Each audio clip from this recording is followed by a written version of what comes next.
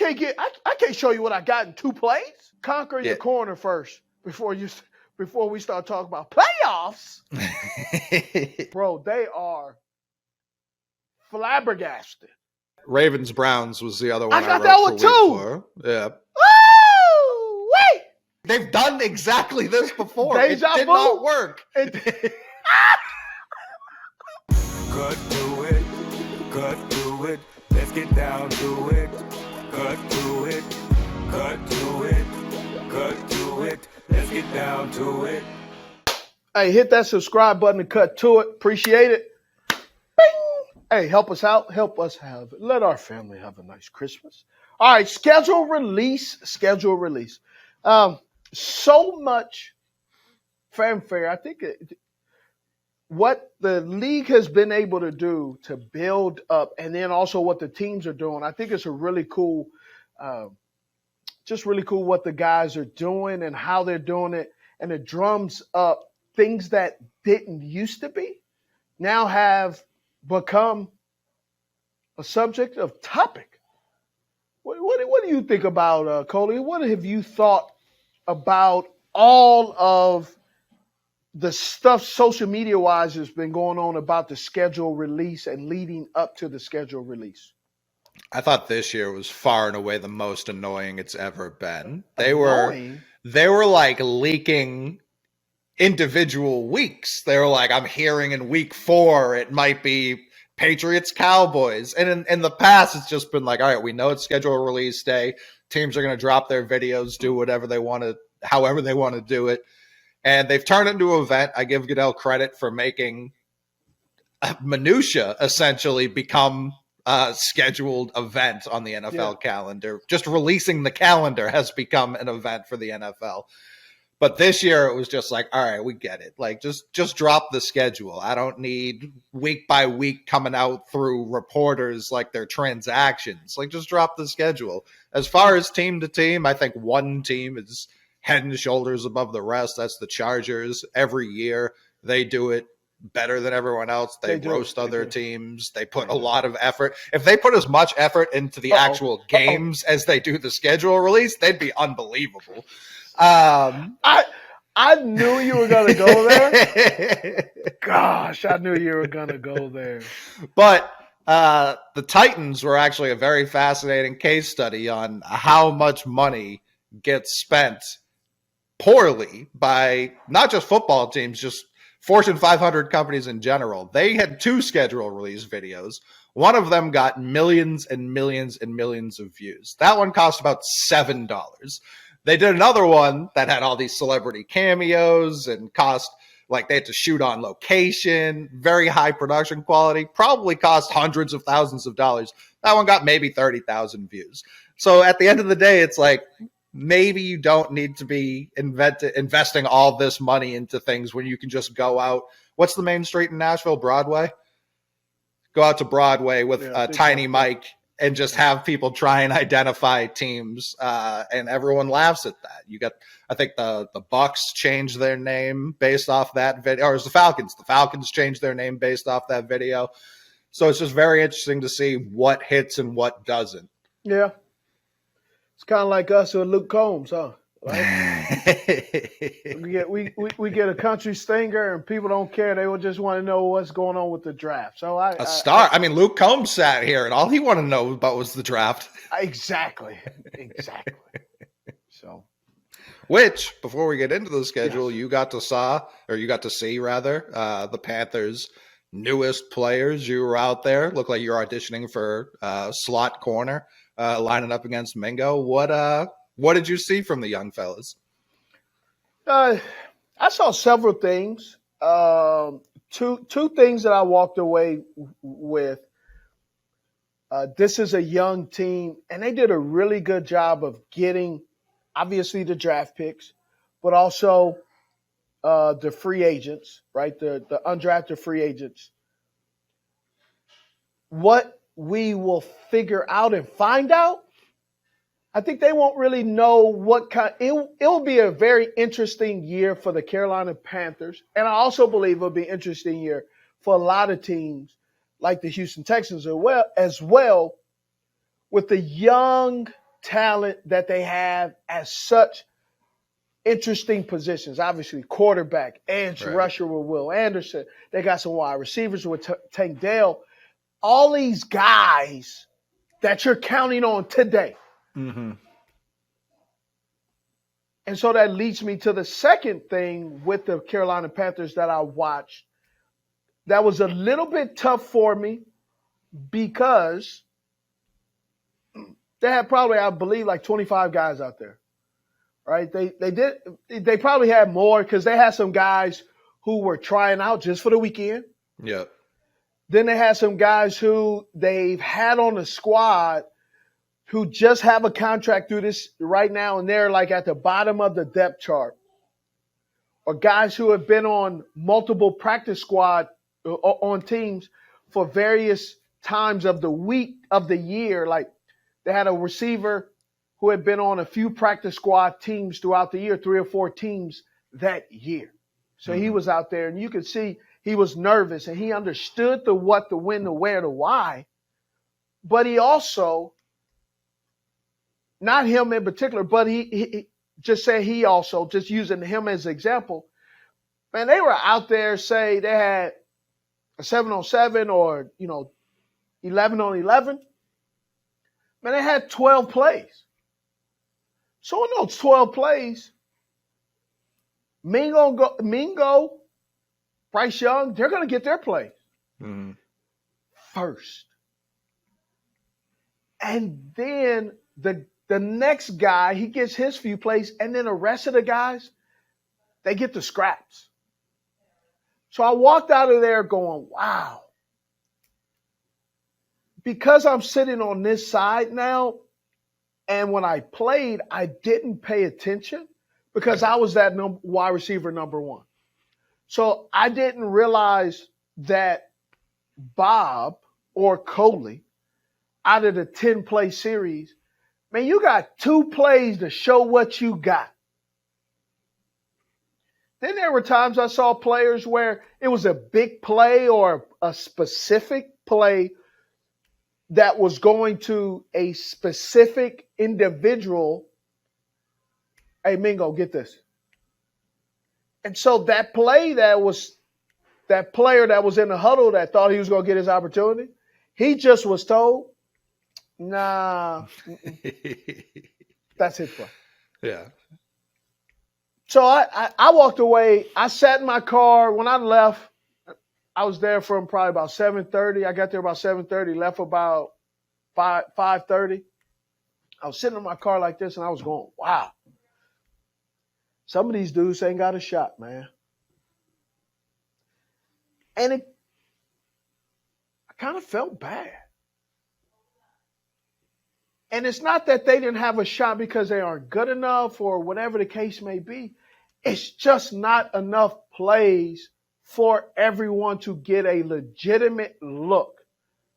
Because this time right now, in minicamp, especially rookie minicamp, it is information overload. They want to overload you with so much information to see how and what you balance information. Can you take the pressure of this profession?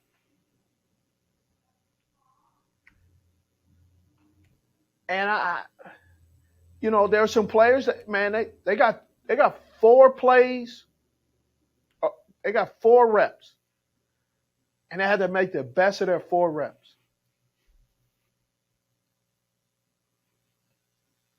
And I think there are some players, they got it. In those 4 plays, they showed something, but it's hard to really say off those 4 plays because the defender or the individual that was on the other side, how good is he? Right. Then what's even bigger or where it really starts to separate is when that tryout guy he stays on, and then the next week, like right now, as we're recording, he is going to be going against a corner that maybe is fighting for a roster spot, but he's been in the league for 3 or 4 years. Yeah. And he already knows what to expect. And you don't. Mm-hmm. So he knows that he's going to get 2 reps. And he must make, out of these 2 reps, he must make the best out of these 2 reps. Some of these young guys, they get these 2 reps. Bro, they are flabbergasted. Like, man, I can't show you what I got in 2 plays. Don't tell anybody. I kind of agree. But this is the profession too. Right. And it's 2 plays this weekend, but you're also going up against the stacked deck. Like, this team just used multiple draft picks on players, some that probably play your position. They already favor them. You know what I mean? That's why they picked them. Yeah, otherwise they're out of a job. Like, they favor them. So you're going up against that. If they liked you as much as them, you would have been picked in the 3rd round. You would have been picked in the 4th round. You wouldn't just be here because, we saw a couple plays on your tape. So yeah, it's not an easy business to get into at all. Yeah. It was definitely interesting. It was definitely, I was at one point, I was just like, oh, right. I was kind of like, dang, I feel bad for the dudes. And then there are some guys that, right, and it's all across the league. They have rookie minicamp all across the league. There are some guys I'm like, man, this dude, he just like he was a good player in college. Just not here. It's not translating. It's not translating to a really good player at this level. I think that might be the harshest part. It's like these guys in high school were more than likely the man at their high school. Or the best in the county or best in the state or the best in the city or the best in, whatever it is. Region. I don't know.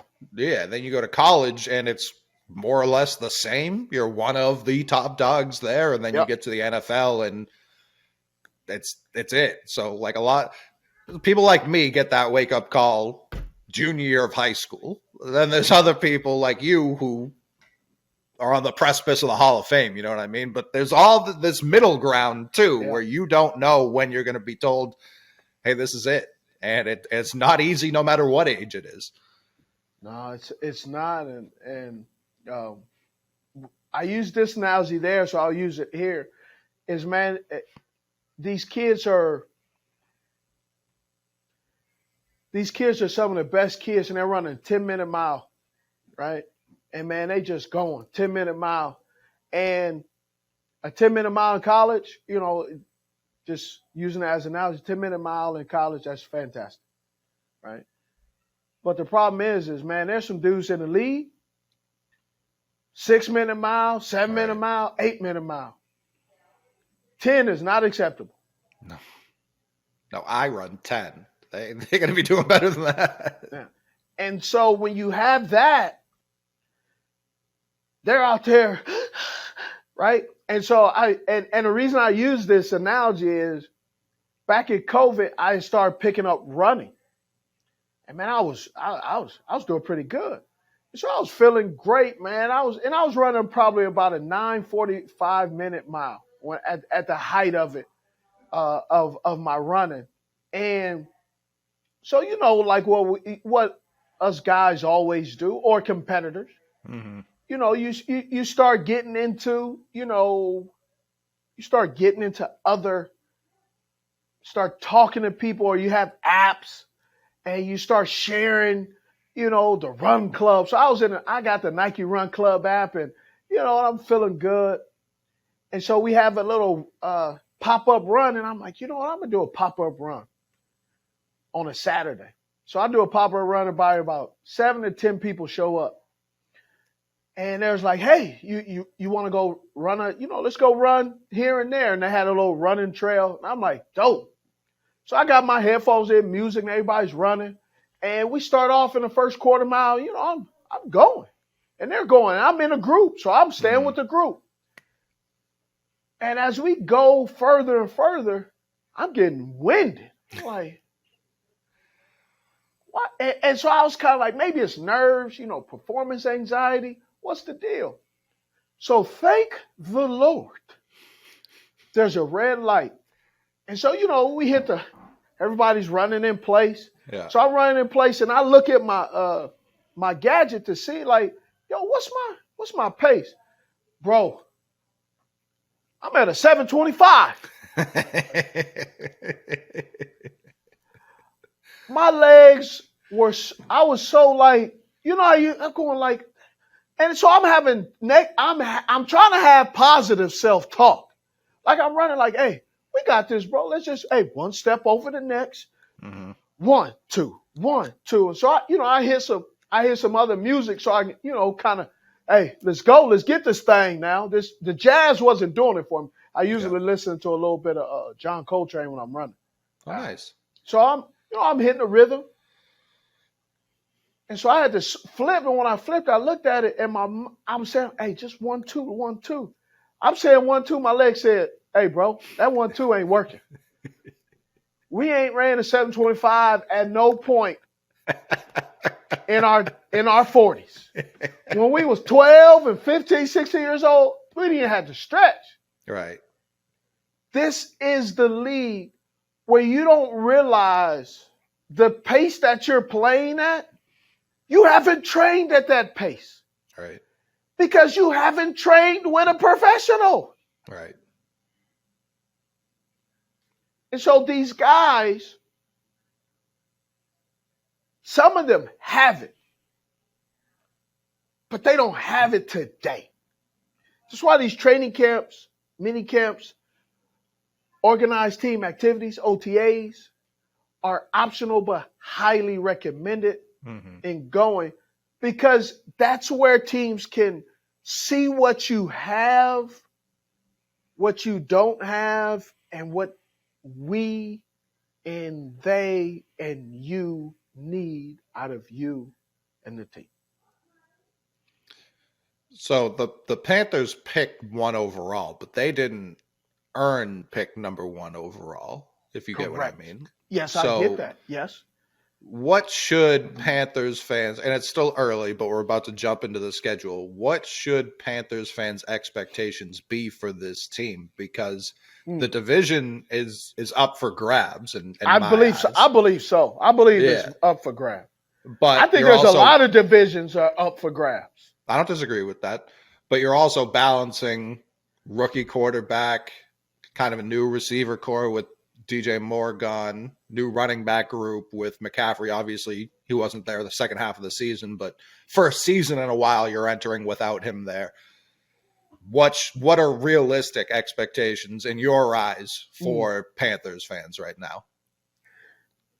It's really hard to say what the expectations are because they haven't been in pass. Bryce just gets there. The offense is still figuring out who's the X, who's the Z, who's the F. And then when I mean figuring it out, I'm not saying they don't know. Mm-hmm. I'm saying you on paper have an X, a Y, a Z, an F, a running back. You have all of that. But then you will get in the game and you start to see habits. And here's what I mean is I've seen players play Z. That's where the tight end, that's the strength of the play. They're off the ball. And they have some body mechanic things that says they are better suited to play X. Because of maybe how they hold the ball, maybe of which leg is their right leg is stronger. And you can say, what do you mean their right leg is or their left leg is stronger because of the stance? It's a lot of different things that I've noticed that have really you don't discover till you get a guy in camp. Sure. You don't discover until you figure out a guy playing over a length of time to see what is his strengths and weaknesses, what is his good habits and bad habits. So I can't answer off of watching 27 or 30 young, unproven guys play to say that I believe I believe it was the right pick, but you got to figure out the combination of right plays for these players, right? The combination of this rookie with that veteran with this fifth-year player, so all of that, because they're running now they're going from a hybrid 4-3 to a downhill 3-4 traditional defense. Shaq Thompson is playing will, not Mike, not this, not safety. He's playing will. Frankie Louvu figuring out what he is and what he'll be. This is a guy that they acquired off of special teams from the Jets, who's turned out to be a damn good addition to the team. His contract's going to be up. He's also been dinged a little bit, and he's a guy that he throws his body around a lot. Right? Taylor Moton is a guy who has, said he could play right or left. I believe it's shown us he can't play both. J.C. Horn, when he's in the game, he's dynamic. He's had some injuries now, 2 years in a row. Mm-hmm. We don't know how Dante Jackson is going to come back from his Achilles. You got to get some depth in the secondary. You got C.J. Henderson, C.J. Henderson and Keith Taylor, two guys, when I've observed them in training camp, I raved about them. I thought they were having great camps. The way they performed in camp and the way they played during the season didn't align, man. Right. Which I believe has led the Panthers to getting some equity in free agency and also undrafted.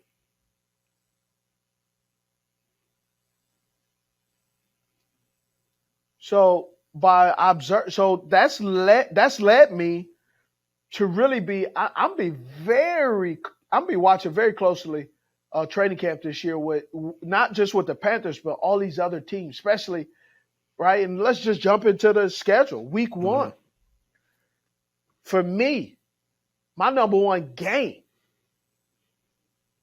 has to be New England. The Philadelphia Eagles at New England. Why? Are you nervous? We're gonna get smacked. There's nothing to be nervous about. See, that's why this is like even the beginning of the season because they only have 3 preseason games, and you notice some of the starters don't play. So there's going to be some rust, right? Here's my philosophy on with the way the teams are playing. It's going to be a sloppy September and October. Get it right end of October, November. Tighten it up November, December. And you know who exactly this team is at the end of December heading into January. Yeah, and Belichick, he's been harping on it more since they've dropped that 4th preseason game, but he has been very consistent about talk to me in October. Don't focus too much on stuff that happens in September. We're running a lot of base offense and defense. There's not going to be a lot of frills, not going to be anything exciting. Like we're very meat and potatoes football in September. So don't judge this team. And when I hear that, like the Eagles, I don't think they play that way. I think they're coming out swinging week 1, especially based on how last season ended. They have to, because there's going to be this question mark, right? Did the defense actually get better? Because the defense for the Philadelphia Eagles was known to keep them in games. We were all raving about, man, the kind of players they have, the impact, this and that. Defense. And the defense was part of what, as things started to get closer and closer near the end, is what let them down in the Super Bowl and question marks the Cowboys gave some of that stuff where it's like, ooh, there's a little bit of leakage going on. Yeah, I picture their front seven, having a field day with an inexperienced offensive line. I'll say it nicely like that for the Patriots. It's Bill O'Brien. Haven't been working together the whole full year that you were like. Yeah, guys in and out. Isaiah Wynn, we used the first on. He just signed with the Dolphins after his contract expired. So it's just like we're bringing in veterans, we're bringing in young guys. So it's a work in progress that I can't imagine the Eagles is like the first test they want to face. Yeah. So yeah, and it's for whatever reason. I mean, Boston sports in general have had a pretty successful 20 years, but for whatever reason, when we retire a number, that's typically a loss, and that's going to be the Brady retirement game. So I can't imagine things going particularly swimmingly for the fellas on that game. San Francisco 49ers at Pittsburgh. If Brock Purdy is if he's available, we know Pittsburgh defensively where they are. I think it's going to be a question mark. Right, you got Steve Wilkes down there. So can and will he be able to apply a lot of pressure to a revamped defense, a revamped offense for the Pittsburgh Steelers? And they haven't lost anybody on defense of significance, right? Yeah. This is gonna be interesting. They got Patrick Peterson, so he's supposed to help in that secondary. They got Joey Porter, who speed wise he wasn't up there. However, Brandon Ayuk can fly. That's going to be an interesting game. Yeah, I'm very interested to see how Pittsburgh looks this year because I think that's another division, like we were talking about, that's super up for grabs, which is why I have Browns Bengals here for week 1 because I think the excuses are let me clarify. The football excuses for Deshaun are done now. It's time to play. And it's week 1. These divisional games, especially in a division that may end up being close at the top, matter. These count more than AFC, NFC games. They count more than AFC West versus AFC East games. You can't be even week 1. You cannot be dropping week 1 games against a division rival. So Bengals, Browns, this is an important one right off the bat. There's some other games some people are intrigued at. There's some games I'm looking at and I'm going, I'll be surprised if it's entertaining. I don't really expect much. Yeah. Right? The Arizona Cardinals at the Washington Commanders, I'm not expecting much out of that. I mean, that you might as well put that one at the local park. That's how I kind of look at that one. That one, the only thing I'm interested in is seeing Howell week 1. That's it. If he's even the starter week 1, it might be Jacoby. So we'll see. Yeah. That's a game I'm kind of like, is Kyler going to be ready by then? Is he going to feel comfortable?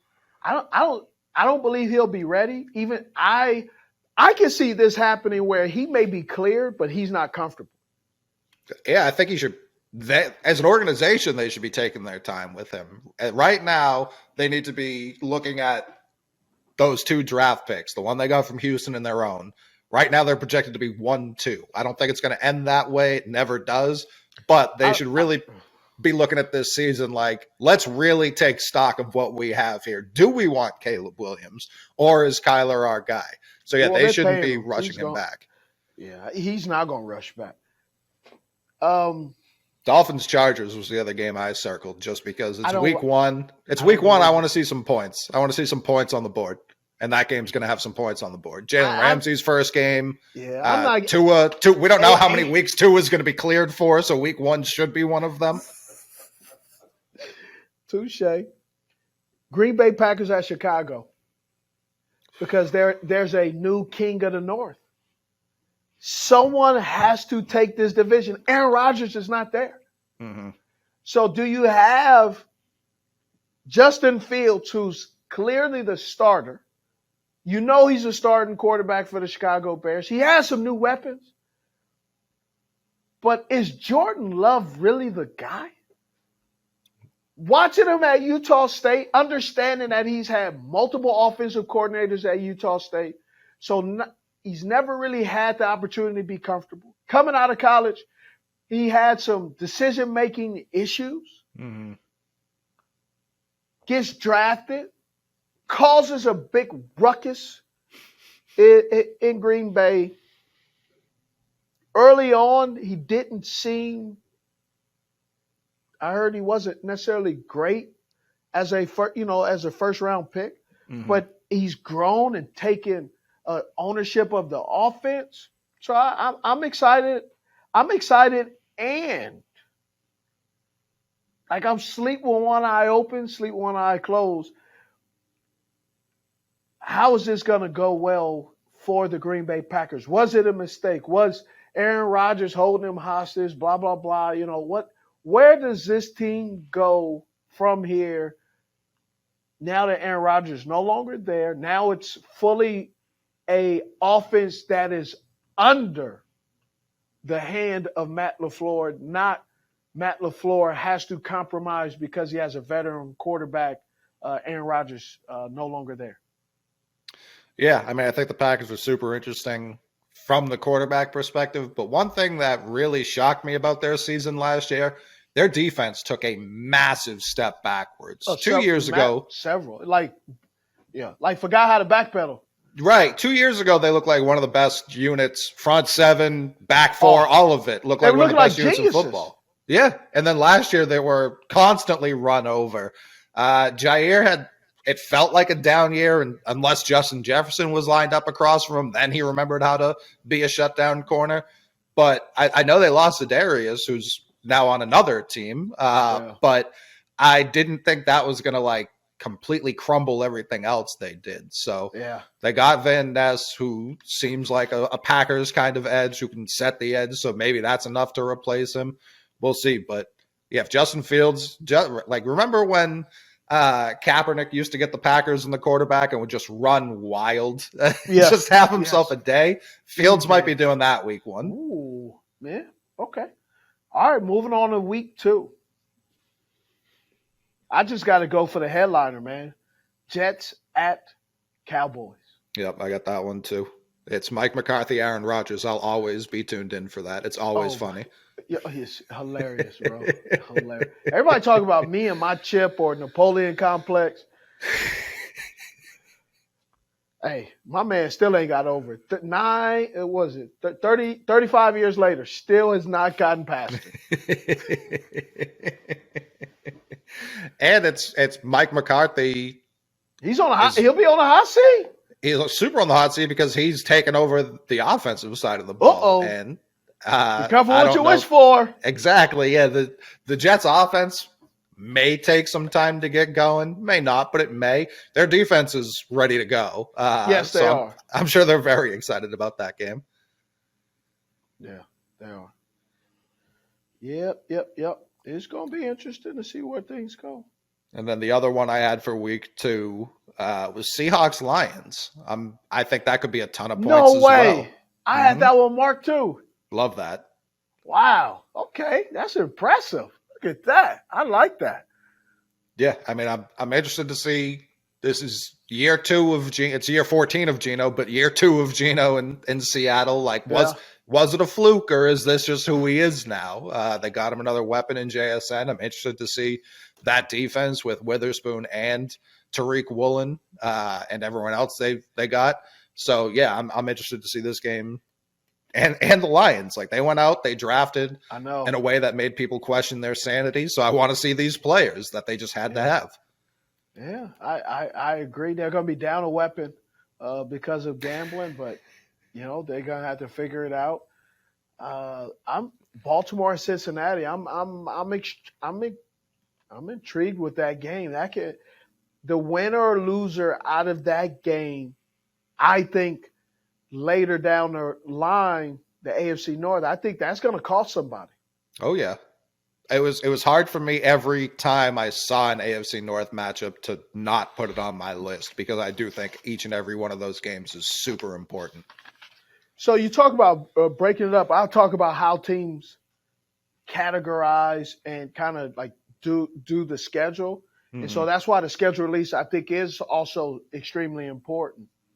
Week 3, Thursday night, maybe I'm a little bit biased, but because I'll be working, the Giants at San Francisco.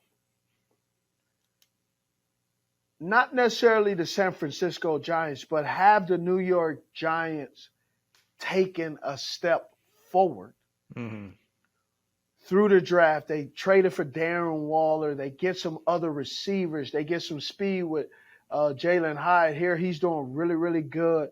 He's catching the ball. His speed is impressive. They got some guys on defense for the Giants because that's what really – the Giants, when Wink Martindale, this defense has missed some things as well. They get, I think Dexter Lawrence, they get him signed. I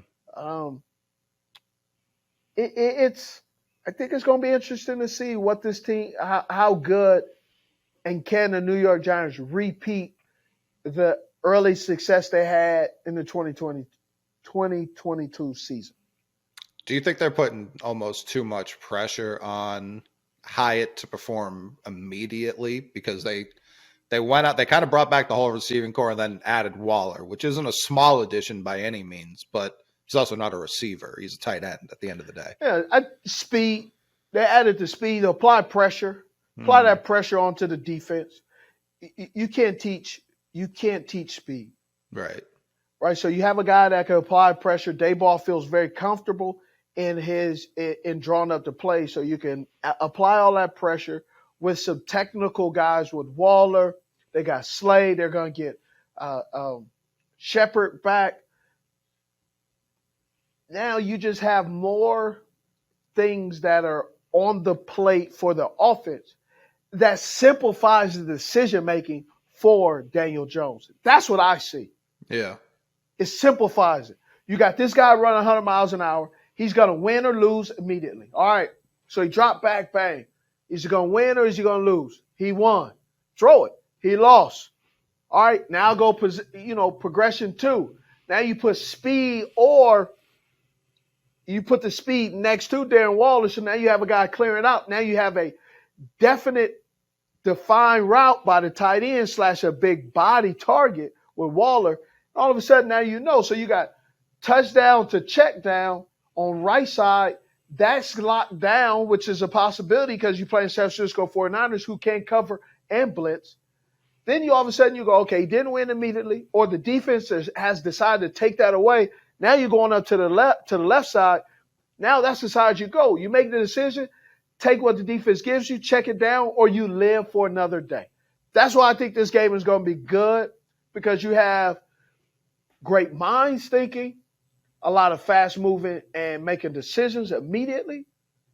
So you're going to figure out very quickly out of San Francisco 49ers how fast are they? Did they get faster? Are they still physical? And are the New York Giants able to take that step up to go deeper into the playoffs and play in a division in the NFC East that is still going? You still got that infighting with the Cowboys, with the Eagles, right? Then you got the Giants, and That's it. The Commanders are there, but they don't. Yeah. Well, the Commanders can be problematic later in the season because their job with the defense is they put all the equity on the defense. Yeah. Keep it close. Let a team make a mistake, or hopefully we can win. I think that's the philosophy.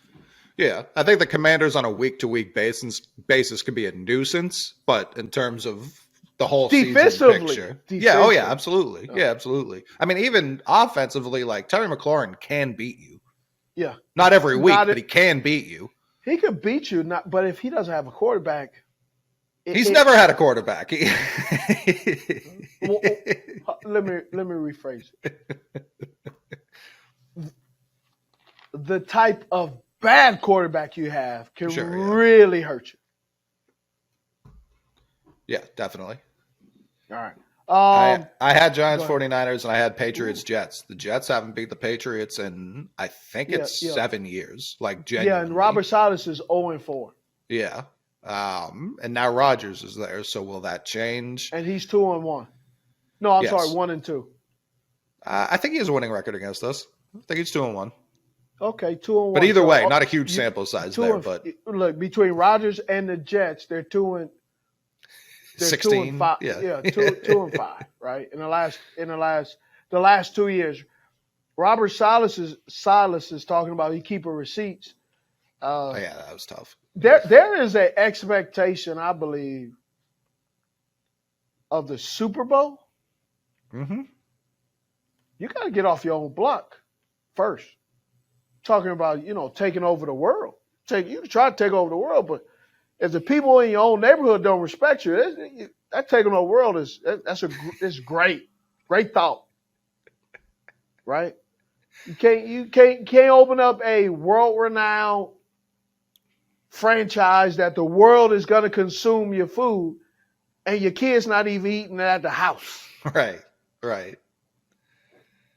Conquer your corner first before we start talking about playoffs. It's I don't see the Patriots being in contention for anything that means anything this year, but Really? You don't? if the Jets are trying to win the Super Bowl, like you're saying, they can't be dropping games like this because we know the Bills won't. Mm-mm. Mm-mm. Okay. For me, the Houston Texans at Jacksonville. Interesting. I looked at this one. I have both those teams coming up later, but interesting. It's so early, and I know how we love us media, we jump to conclusions.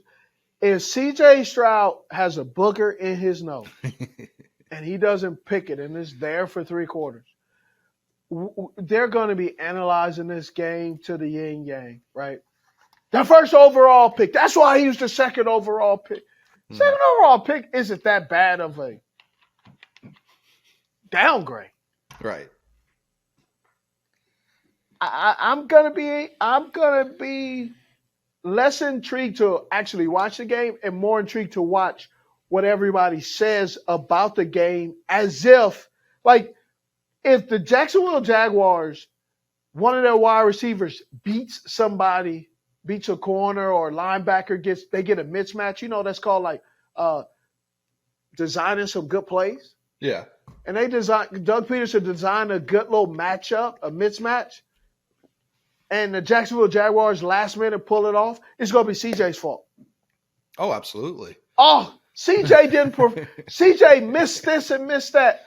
It's going to be such a blame game. And I'm not really, he's going to be his 3rd NFL game, man. He's going to have some misses. For sure.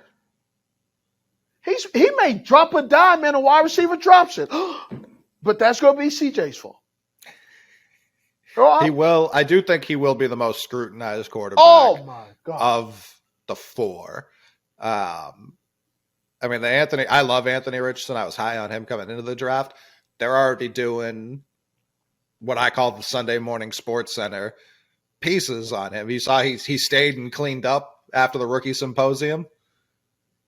Oh, that's cute. It's great. I'm not trying to bash him for that. No, I'm not either. I just said that's cute. That's awesome. No, I know, but I don't want people to think it is a genuinely good thing. I don't know that I should know that happened. I don't need full reports on that happening. Good person, did good thing. That tells me nothing about him. They said that about Malik Willis last year at the draft. He was helping people outside, doing stuff like that. Now he's out of a job. So it's I don't know what I'm supposed to do with this information. Yeah. That's pretty good.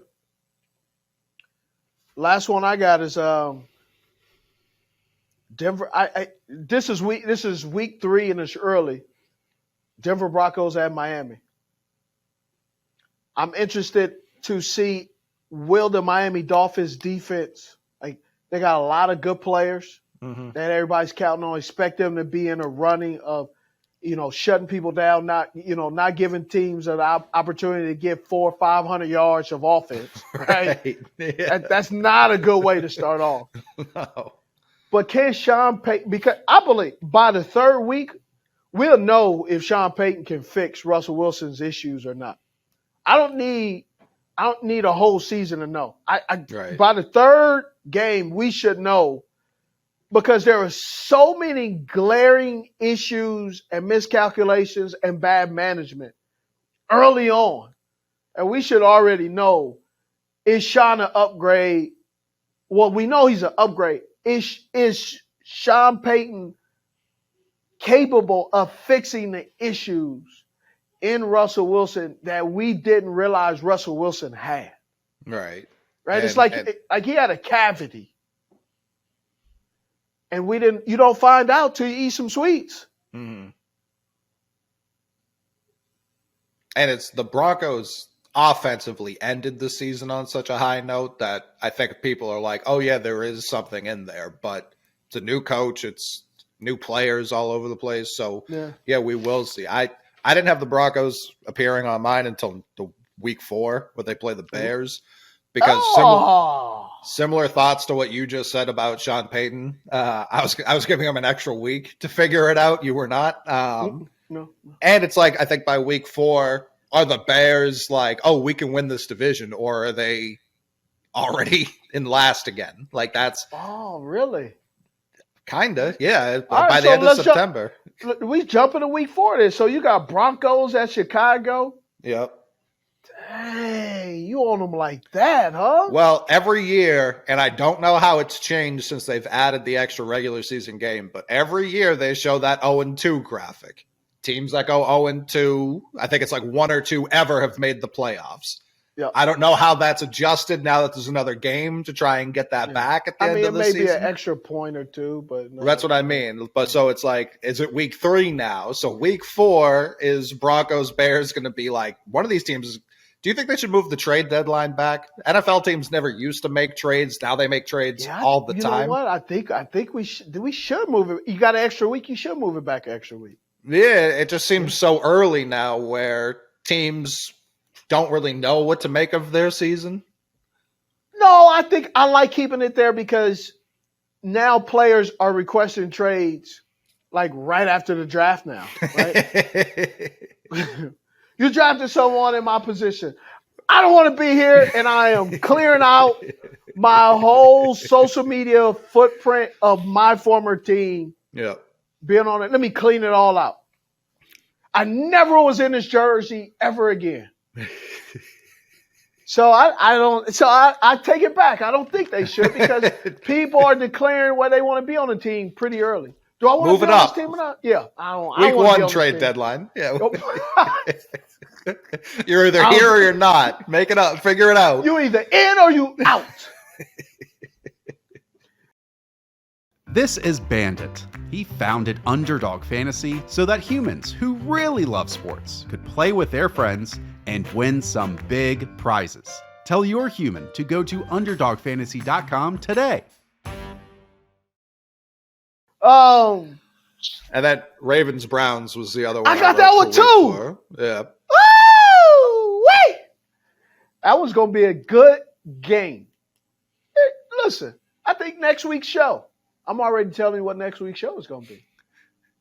Do you believe that the Cleveland Browns have tier 1 wide receivers on their team? Like as a group or any individual? Is Amari Cooper a tier 1 wide receiver? I can't say yes to that. Ooh, we'll talk about that next week. Tune in, people. I'm not going to reveal whether I believe he is or he isn't.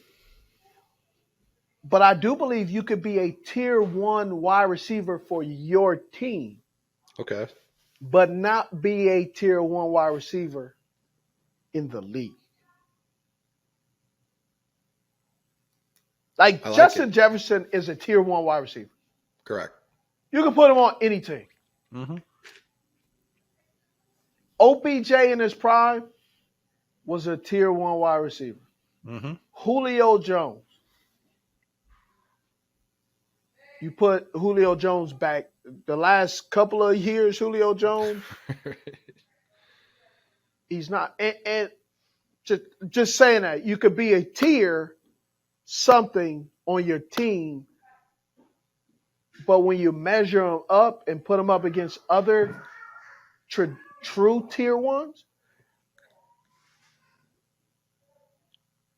I think a guy like Tyler Lockett, no matter what team he's on, he's Robin. No matter what. Yeah, and Robin always gets, and I'm not saying you did it in this way, but Robin gets disrespected when people say that. Like people call Scottie Pippen Robin like that was an insult. He'll pull a gun out on you. I don't want to be here anymore. Trade me. You're holding me back. Oh man.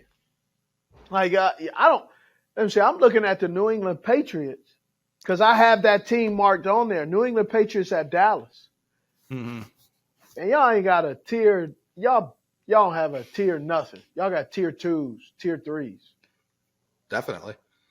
So that's what we're gonna do. We're gonna talk teams and what type of wide receiver do they have.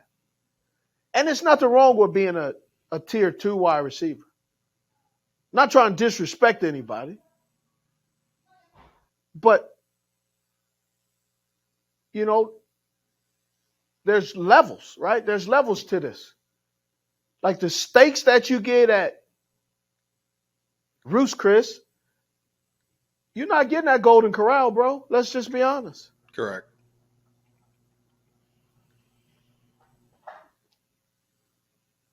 You're not getting a tomahawk steak at Golden Corral. Or if they're offering it, you walk away. It's not real tomahawk. That's not from. It might be tomahawk. It's not from a cow. Oh. I don't know what animal it's from. It hasn't been aged and no. Free range. I got that Saturday night game, man. Kansas City at the Jets. Which week is this? 4? Yeah, still week 4. There's a Saturday game in week 4? No, I said Saturday. I'm sorry. Yeah, Sunday okay. night. I was like, Sunday that's a night. bit early. Yeah, well, because this year specifically, and we'll get to it, there's a week that lasts from the 21st through the 26th of December. That's 1 week of football. That's Thursday through Monday. Absurd. Okay. Kansas City. How do you think Kansas City and the Jets game is going to be? Well, it's Patrick Mahomes, so I think they win that game by 21 to 24 points. I don't know. You think really with the Jets defense? I don't have a lot of Chiefs games on here because it doesn't interest me in a week-to-week basis. Like they're too good to be like, oh, they've got the Chargers. They're going to destroy the Chargers. Whenever they play the Chargers, I'm not interested. Like, don't put that on my TV that week. I know how that game's going to go. You said not interested. I'm not. Man, like if the Jets pull that off, I think that's like a season-defining win up to that point, up to the quarter mark of the season. That would be a big win for them to prove, we buy into the coach, we buy into the quarterback, we're really humming, but I don't think Mahomes knows that game's even happening yet. He'll show up. He'll be like, okay, we're playing the Jets. Like, the Jets have to earn league-wide respect. Here's my problem with the Jets. Really? They've done this before. They literally did exactly this before. They had a really good defense. They got Brett Favre. Same team, same aged quarterback. And that didn't work. Tell me how you really feel, huh? Tell me how you... I feel like no one's really acknowledging they've done exactly this before. It did not work. And look, you know whose contract's expiring? Who? Kirk Cousins. Where's Rodgers going next year? The Vikings. I've seen this play before. Oh, dang. No. It's insane. I love Sauce. Sauce is unbelievable. Garrett Wilson's unbelievable. They have really good players. I've seen the story before. Hey, Sauce is over here talking, man, he's gonna teach me things I didn't even know. Okay. Maybe they'll be about football. Hey, week 5. Week 5's got me because first of all, you got the London game. Yep, I've got that one here. Jaguars versus the Buffalo Bills. And the Jaguars have a huge fan base, and Bills Mafia travels. They go across the pond. They'll go across the street. They travel. You think Bill's Mafia's big a passport? Oh, yes, they got passports. Okay. They ain't expired either. Okay. They got passports, right? Bills Mafia, they travel. Then I got the Tennessee. Tennessee at the Colts is Me too. or will Levis be starting by then? Yep, right? That's why I have it. That's specifically why I have it.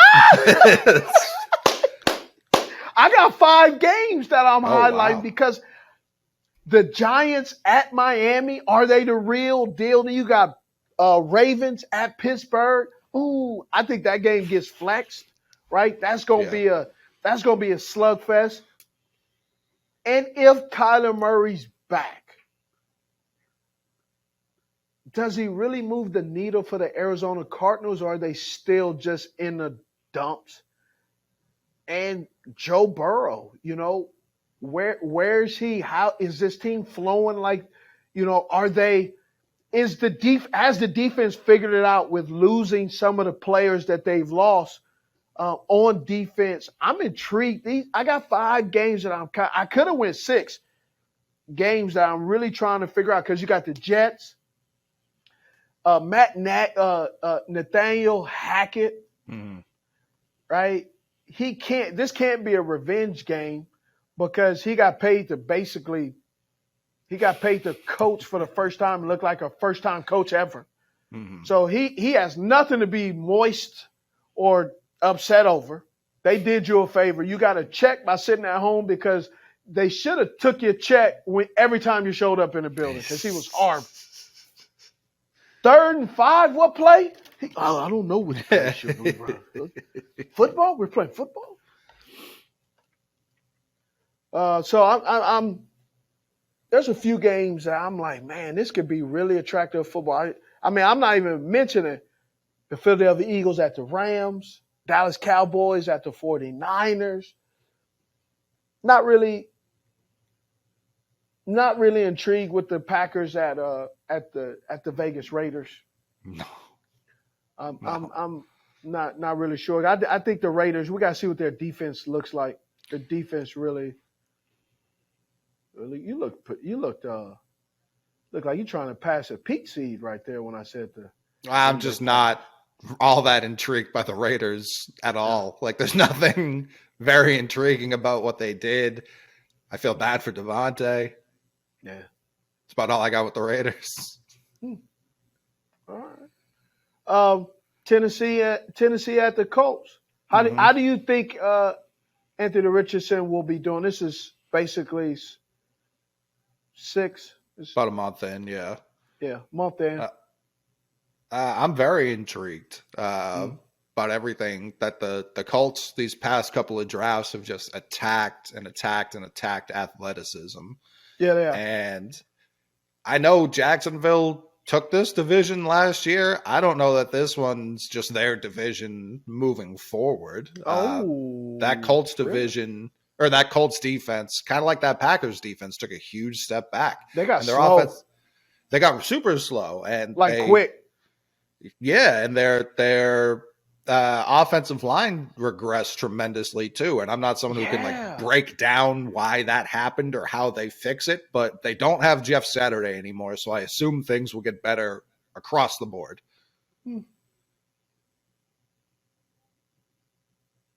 I'm just listening. Every time you hear Coach and Jeff Saturday, I go, Yeah, that happened. That's a thing that happened in the real relationships, world. Steve. Relationships. Yep. Sometimes those relationships, you jump in those relationships because you're familiar with people and you get fooled. So, week 6, Baltimore Ravens at Tennessee in London. I'm looking at that game because I'm guessing Will Levis is playing by then. Yeah, even if I mean, Tannehill's pretty fragile too. I feel like he gets hurt pretty frequently. He's just a little bit older. That's all. Also, it's age and offensive line is bad. bad. Offensive line is bad. bad. Offensive line. Yeah, it's a bad Right? offensive line. A bad offensive line. Again, no matter if you're big or small, stationary quarterbacks getting hit all the time leaves your quarterback susceptible to injuries. Mm-hmm. Doesn't matter the height. Doesn't matter the size. You just need to protect him. Yeah. And even if the offensive line does give him 5 seconds, you talk bad receiving cores. Like there's a chance guys just aren't open. So receiver cores is on the struggle bus a little bit. Yes. I agree with you. Yeah. I had Eagles Jets here. Oh, I got that one too. Ooh, Yeah. Listen. If it's week 6 and the Jets have not, I got one. If the Jets right now, right here, heading in here are 2-2,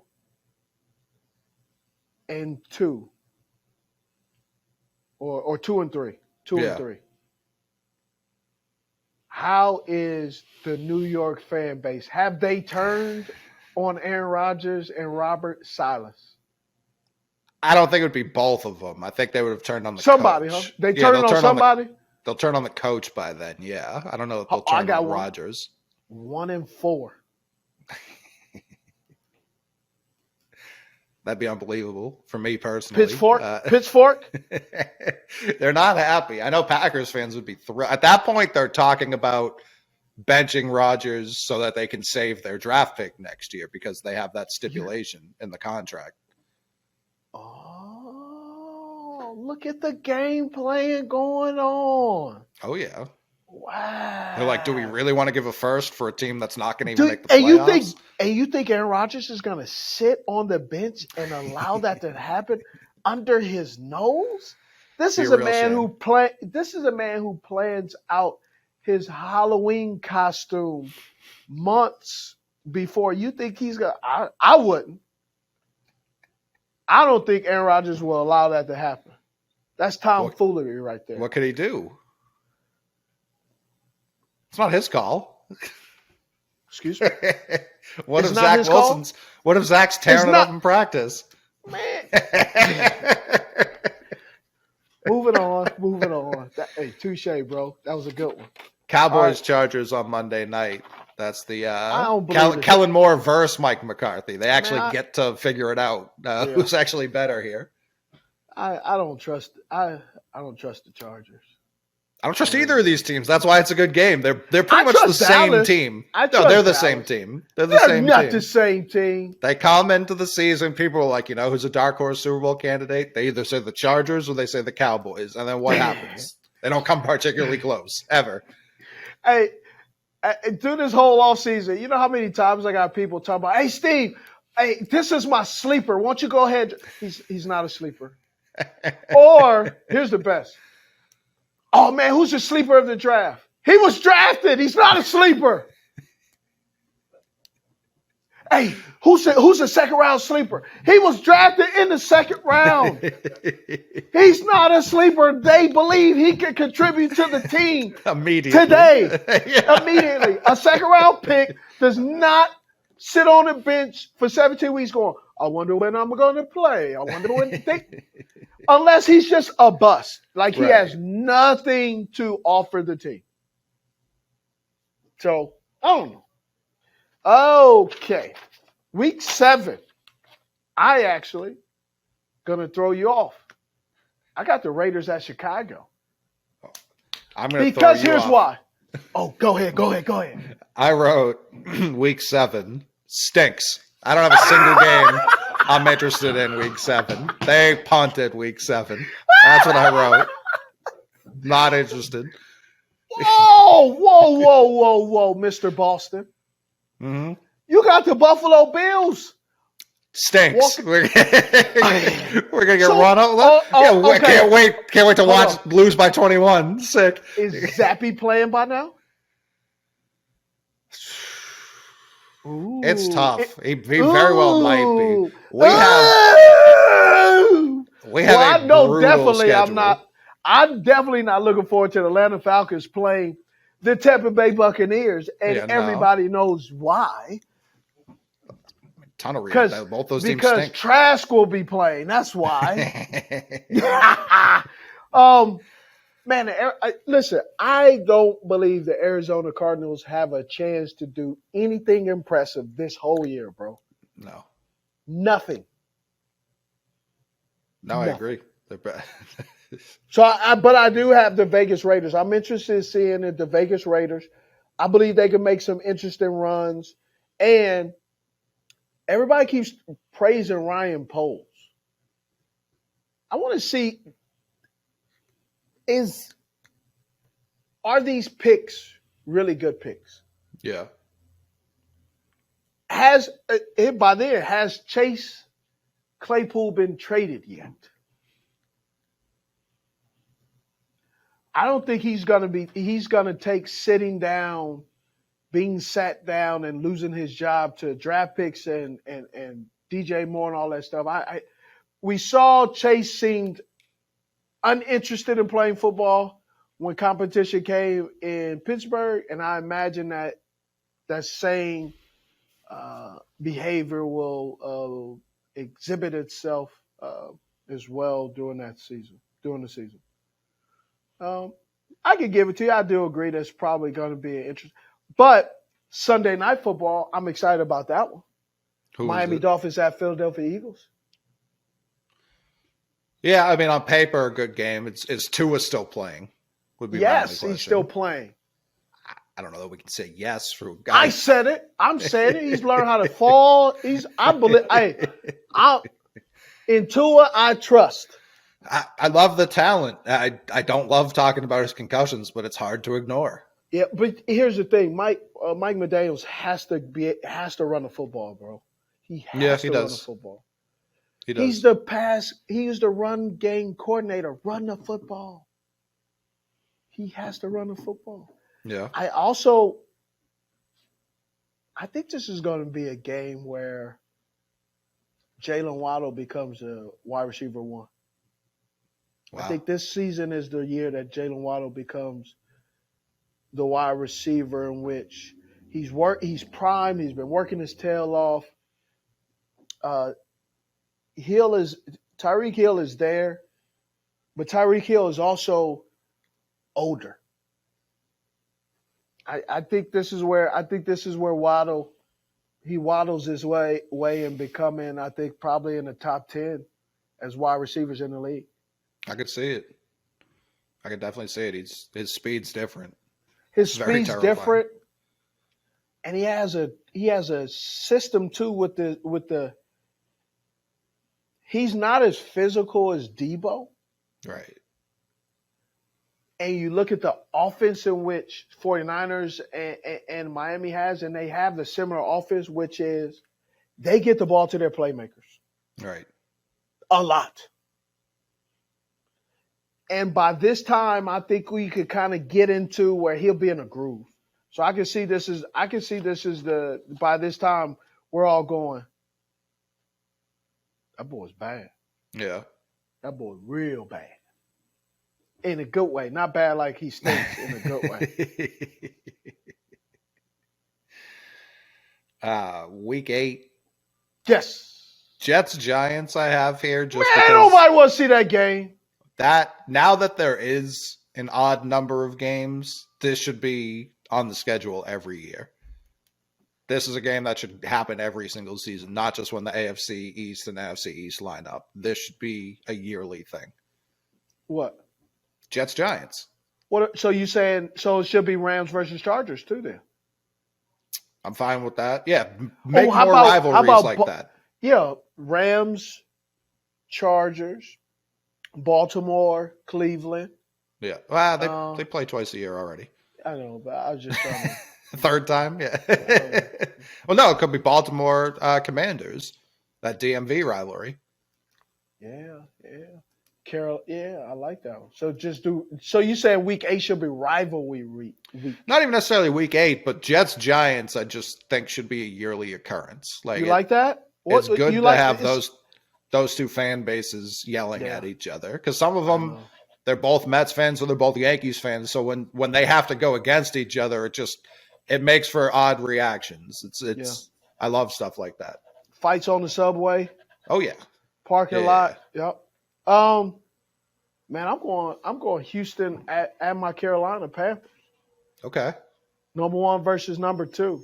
Rebuild. Yeah. We're gonna this game.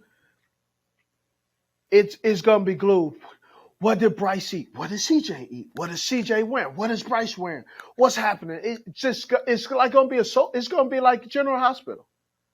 And whoever wins gets like at least a year of positive press, and the other one's like, well, he couldn't beat Bryce, or he couldn't beat CJ. They're gonna be linked at who has a better career. Mm-hmm. Mm-hmm. I think this is my 3rd or 2nd Jags game, but Jags Steelers is one of those games where something weird always happens. You had David Garrod beat him in the playoffs that one time. Like, look at you, historian. There's just weird things happen when the Jags and the Steelers play. I agree. They put Ben out of the playoffs that year. They went to the AFC Championship against the Patriots. Like it's for whatever reason very strange. And I think right now, 24 weeks in advance, I'm going to pick the Steelers. Typically, the team you don't think's going to win is the one that wins. Calling your shot. I got Cincinnati. Yep, 49ers. I think that's going to be a damn good game, man. Oh, I think that's going to be a great game. Especially if the Bengals do that thing they've done each of the last 2 years where they're just okay the first half of the season and then they just wake up. Yeah. Like this might it's a game. Crazy switch. Yeah. Like you're like, I don't care what? for it. Yeah. You're like, who's playing? Cincinnati. What week is the week? Oh, I'm watching.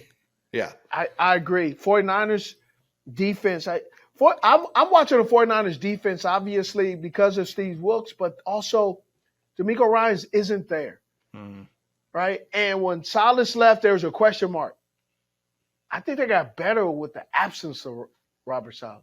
Yeah. Will they get better with Steve Wilkes? Or at least maintain. Can't fall off a cliff. If they maintain, that's a win. The only thing, though, by week 9, and we're talking about the San Francisco 49ers, somebody's gotten injured now. Oh, yeah. At least one person. One, like at least 4. Oh, like key contributors, too. Yes. Yeah. And then the backup comes in, you're like, where did this guy come from? Why is he just as good? What is this? Yes. So that's something dramatic is happening. Something is happening. Then you got week 10. No, 9. We just jumped. Week 9. I'm sorry. Week 9, I got Dolphins, Chiefs, and Germany. This is the best international slate the NFL's ever given the rest of the world. No way. The best. We feed them swill year after year and then go, why isn't it growing? Why don't they care about Jags Titans? It's 9 a.m. back home. Why don't they love this? Yeah, I think that's going to be a good – I think that is going to be a good game. Yeah, that's a really good game. Oh. And then I've got Colts at your Panthers. Yes. Oh. I'm going with the Panthers already. Okay. I'm going with the Panthers because I believe they're going to pressure. They're going to get a lot of pressure. And Anthony Richardson is going to be running for his life. Right? Yeah, Brian Burns, it does seem like the type of edge who can, when he breaks the pocket, actually catch him. Yes. And be strong enough to take him down. Yes. He's not a true power guy. Brian Burns, he's a hybrid who has length, so that allows him to get out on the edge very quickly. Dallas at Philly. I got to go with this game. I do believe it's going to be interesting. It always is. I mean, Cowboys Eagles games. This is Sunday night, I assume. No, Sunday night is Bills at Cincinnati. Burrow. Okay. Was Burrowhead. I mean, they're not in Kansas City, but that drama.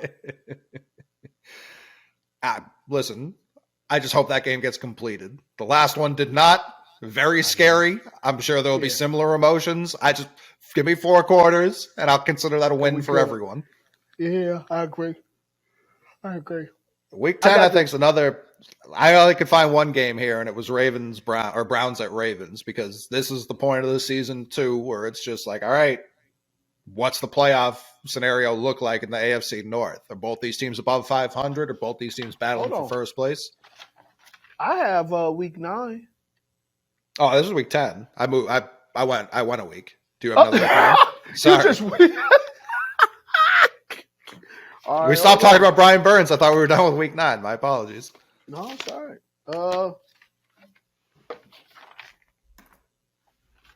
All right, so you got Cincinnati at Baltimore? For 9? No, week 10. Oh, 10. Cleveland at Baltimore. All right, let me see. Hold on. So you got week 10. You got Cleveland at Baltimore, huh? Yeah.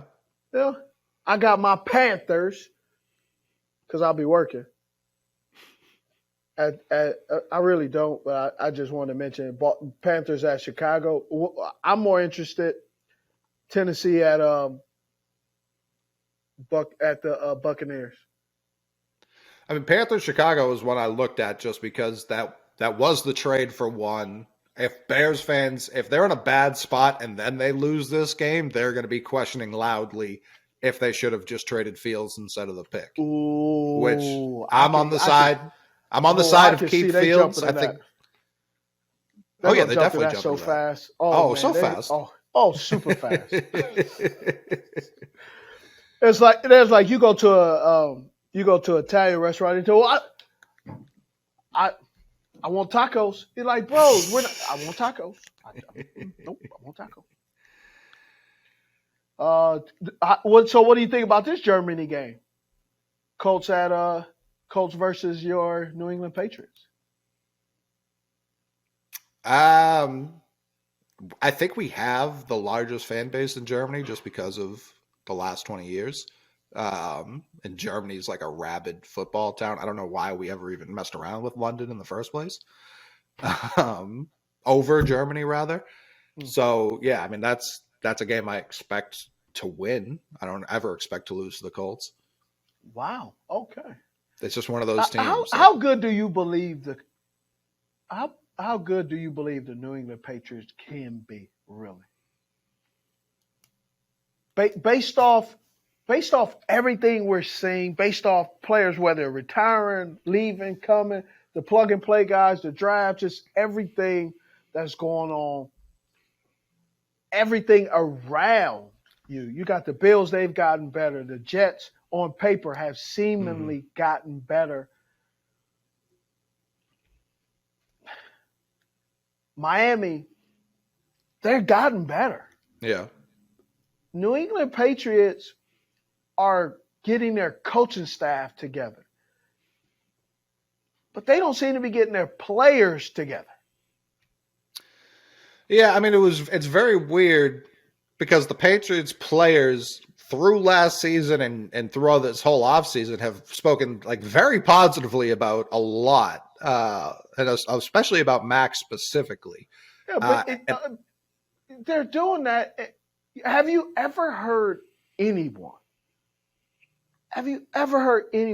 go on camera and say, man, I was just at practice. We looked awful. Man, the quarterback couldn't hit the broadside of a barn. It's not necessarily our running back couldn't hit the right hole.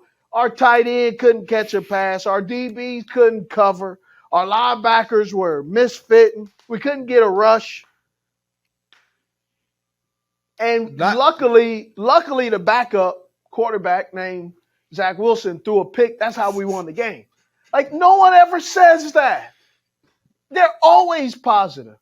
Well, there's different levels of positive. I guess I'm speaking more of like the specificity about things that they've raved about, or not even necessarily raved, but just been like, I think everyone in that locker room believes in the defense, which I think people should. I think they're a really good unit. They should. Yeah. And then the offense, I think people believe in Ramondre. I think Ramondre is probably a top 10 back in the league right now. What, excuse me? Did you say a top 10? Yeah, like 8 to 10 range, not like top 5. Okay, let's Derrick Henry's obviously one, right? I don't think so anymore. All right. Okay, so you go ahead. I want to hear, since you said he's the top 10. Christian. Okay, CMC. Yeah. I'm going to put Bijan up here already. So I think you can do that with the younger guys. I think Bijan's already up here. Bijan Robinson for the Falcons. I think he's up here. Up where? In the top 10. He hasn't done anything yet. I understand that. But I'm projecting forward, not looking backward. Projecting forward, I think he's top 10. Saquon, I think's here. So Saquon is mentioned after Bijan, and Saquon. I'm not going in order. I'm just listing. Oh, okay. Guys. Oh, thank you. Sorry, I was stuck. No. I'm just listing guys. I'm not going in order. Thank you. All right. Hold on. I can start writing now, because when you said, I was like, I think Kenneth Walker's here. Hold on. Saquon, Daquan, Walker. Okay. I think Nick Chubb's here. I agree. Okay. What about Jacobs for the Raiders? Jacobs has, for his career up to this point, he feels like an every other year kind of guy. So I don't know what to do with that inconsistency. Last year, obviously, he was a monster. Okay. Will he repeat it? So right now, no. What about Derrick? Is Derrick Henry in this list? Yeah. Yeah, I think he's still in the top 10. Yeah, okay, but I think he has taken a step back. I agree with you. He's getting a little bit older. Right. Yeah. What about Pollock? Tony Pollock? He hasn't been the guy yet. He's split a backfield his whole career. And he's also coming off injury, so that's where it's like. I'm just asking. For sure. I'm the nosy neighbor. Nosy neighbor. What's in the bag? What about Dalvin Cook?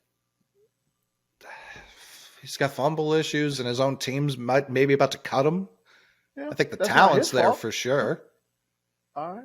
I'm thinking it like if I were to pick one of these guys to be my running back this year, I would pick Ramondre over Cook. What about Breece Hall? He didn't. I'm just throwing. No, I know. Yeah, I'm just throwing out names. What about the young kid from the Commanders? Gibson or Robinson? Robinson. No. Okay. Not over Ramondre. Najee Harris. No. Ooh. No. Oh. He's like a 3 yards a pop guy, and I know his offensive line hasn't been great, but neither is Derrick Henry's. You know what I mean? Like, he's not the only one. What about Jonathan Taylor? Taylor, the 1 year, I mean, he was amazing, and then last year didn't even make it through half a season. So it's tough. I think they're in the same neighborhood. Okay. Swift? No. Kid from Kansas City? Pacheco? Jerick McKinnon? Oh, Pacheco? Pacheco's interesting.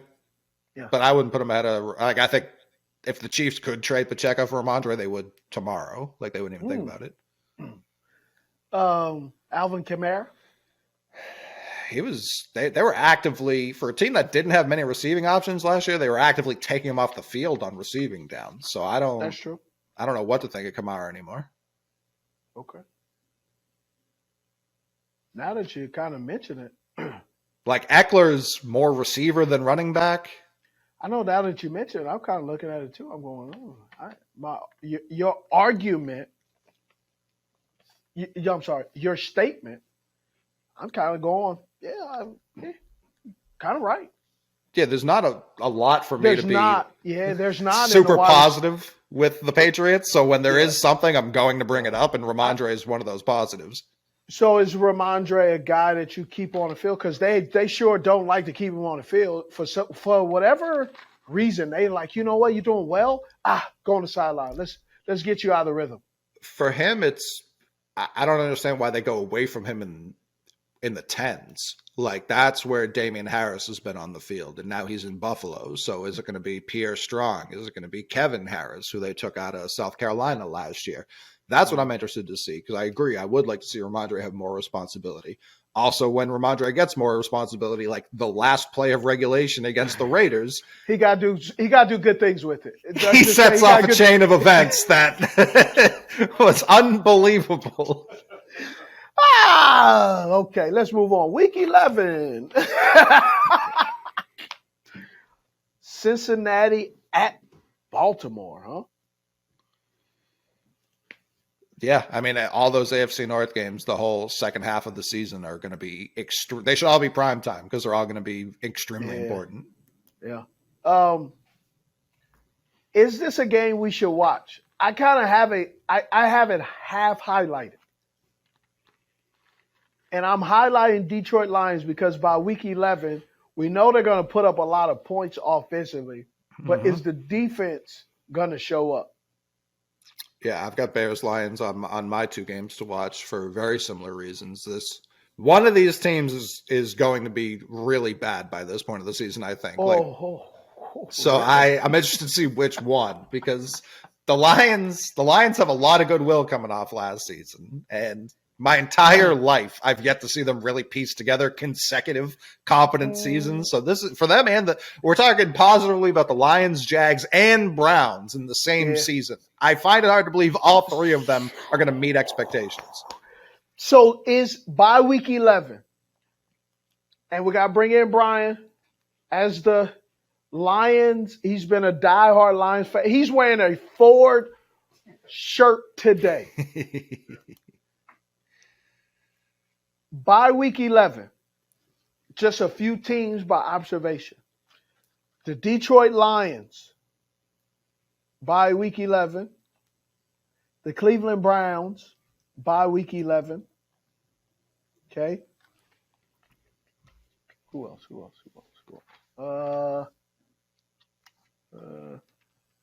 I think the Tennessee Titans as well, by week 11.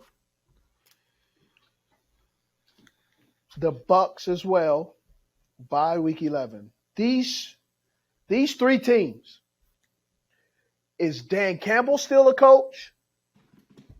Kevin Stefanski still a coach? Mike Vrabel still a coach? And Todd Bowles is still coached by week 11 if these teams do not live up to the expectation. The Tennessee Titans is an interesting one because they got a new general manager. Yep. They let go of their offensive coordinator. They let go of their strength and conditioning coach. They made a lot of moves to say, we do not, these people have held us back. But by getting rid of that, you've now taken out it's him to, is me good enough as the head coach? Yeah, I think Vrabel, this is a make or break year for him. And it's not even, it could be a great year in Tennessee. If Ohio State trips up, he may just take Ryan Day's job, even if everything in Tennessee looks fine. It's a very interesting season for him. I think Campbell bought himself a full year, unless they're like 0-11 here. And Brian, feel free to disagree with me. Brian? I agree that Dan Campbell has definitely bought his first year, but I think the Lions' real test comes in week 1 at Kansas City. If they want to prove they belong, it's a great time for them to make a statement. If they get blown out, the same old Lions. Ooh.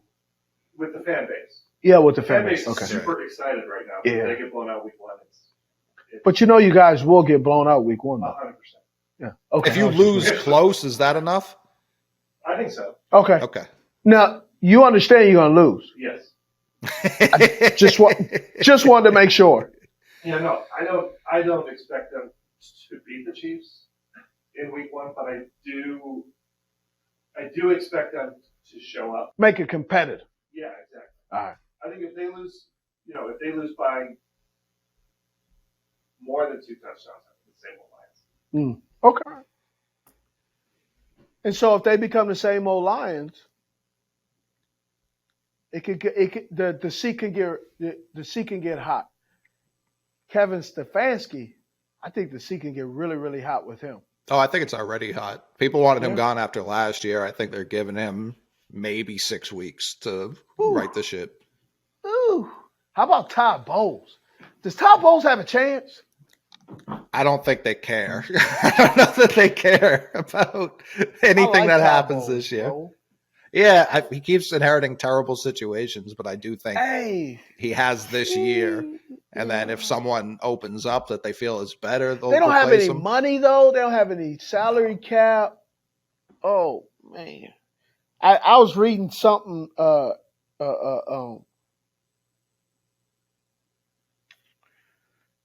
What's his name is up there? Bruce Arians. Talking about he's excited about their current quarterback. He brings passion. Man, that brother better bring a good arm and some accurate throws. So. Cut to it. Let's get down to it.